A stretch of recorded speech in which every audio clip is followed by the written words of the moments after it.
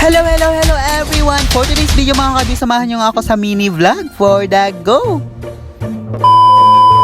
Another day, another vlog na naman mga kabiyos. Kaya eto nga, dito nga ako sa province. For today's video nga mga kabiyos ay samahan nyo ako maglaba. Ako na ngayon ang laba mga kabiyos sapagkat yung nanay ko ay may trabaho sa factory. Dito na nga ako naglaba mga kabiyos sa ilog para mas madali yung gawain ko. May tubig nga kami sa bahay mga kabiyos, kaso nga pinili ko pa maglaba dito sa ilog para mas madali. Nung kabataan ko pa kasi mga kabiyos, sanay ako maglaba dito kaya dito ako nasanay. At hindi lang din ako naglalaba dito kundi ang netball ko din. Well nga mga kabiyos, naglaba ako mga kabiyos, nakita ko yung tatay ko na umakyat sa puno ng nyog. Sinabihan ko nga yung father ko mga kabiyos na kukuha siya ng buko at ayun nga ay kumuha ng 3 buko. Yung isang buko nga mga kabis ay binigay ko sa kapitbahay namin at ito nga ay 2 buko ay kinain ko. Tamang kumakain pa nga ako dyan mga kabis pero hindi pa nga tapos yung paglalaba ko. Inuna ko nga yung bunga ko kaysa paglalaba.